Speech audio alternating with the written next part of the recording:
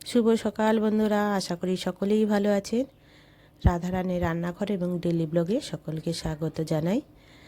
আর ঘুম থেকে উঠে পড়েছি। উঠে আমি সকালে নিত্যকর্ম শেষ করে ফেললাম। দেখুন, ঘরে ঝাঁটপাট দিয়ে নিচ্ছি। আর শীতের সময় এত গাছ থেকে পাতা পড়ে আপনি ভাবতে পারবেন না। এই গাছগুলো 2-3 বার করে না ঝাঁট দিলে পুরো রাস্তাটাই পাতায় ভরে থাকে। আর রাস্তার ধারে বাড়িতে হয় গাছপালাও কিছু লাগিয়েছি, ফুলের গাছ। কে কে ভালোবাসেন কমেন্টে জানাবেন। দেখুন ফুল গাছগুলো কত বড় বড় হয়েছে, আর ফুলে কিন্তু দারুণ হয়। আর এর মধ্যে একটা গাছ দেখাচ্ছি, দেখুন এই যে গোলাপ চারাটা।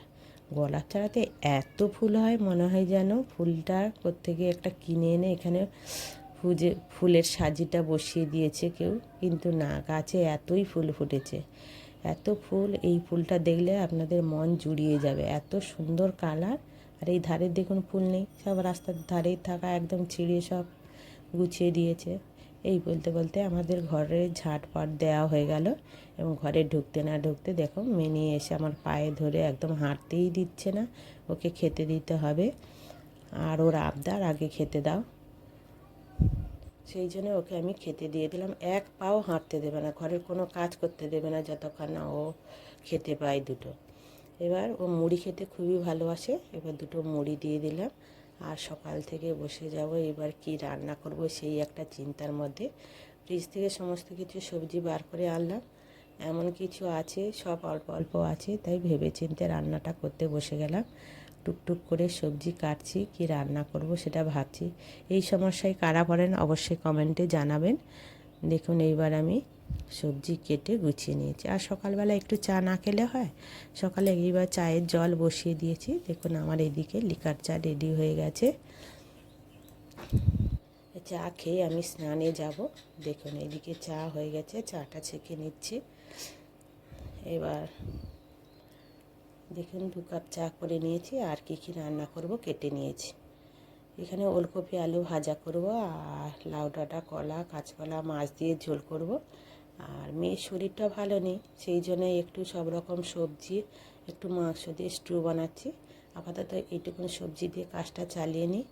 দেখুন তারপরে রান্না করতে করতে বাকিটা করব। এই বলতে বলতে কড়াইতে একটু বাটার দিয়ে দিয়েছি। বাটারে গরম মশলা ফোড়ন দিয়ে তাতে আমি মাংসটা তুলে দিলাম। মাংসটা হালকা ভেজে নিয়ে এবার তুলে দিয়েছি সবজি। এবার সবজি নেওয়া শেষ হতে না হতে নিত্য দিনের মতন চলে এসছে আমাদের বিশুদা।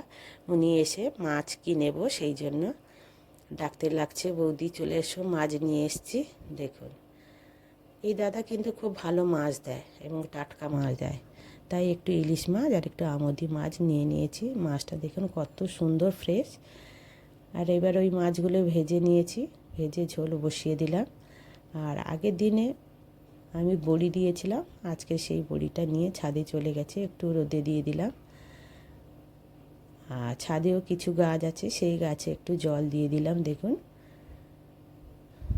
টুকটাক করে আমি গাছ লাগিয়েছি, ফুলকপি ওলকপি বিভিন্ন ধরনের সবজি লাগিয়েছি। গাছ লাগাতে আমার খুবই ভালো লাগে। যারা গাছ পছন্দ করেন অবশ্যই একটা লাইক কমেন্ট করবেন। দেখুন লেবু গাছটায় কত সুন্দর ফুল এসছে এবং লেবুও ধরেছে। সব সময় এই গাছটাতে প্রচুর লেবু হয়। দেখুন কত ফুল এসছে। আর দেখুন ফুলকপিও হয়ে গেছে। ছাদে যখন গেছি তখন ঠাকুরের বাসন টাসন মেজে গুছিয়ে নিলাম। দেখুন এইবার পুজো দিয়ে এসে নেমে পড়ব। দিয়ে এক জায়গায় বেরোনোর আছে, সেটা বেরোনোর জন্য দেখুন আমি কি কি রান্না করেছি। ভাত হয়ে গেছে, এদিকে আমার মাছ ভাজা আর ওলকপি ভাজা আর জিরে ঝোল হয়ে গেছে, মাংসের স্টু হয়ে গেছে, আর এদিকে টক। এই ভিডিওটা ভালো লাগলে অবশ্যই একটা লাইক করবেন।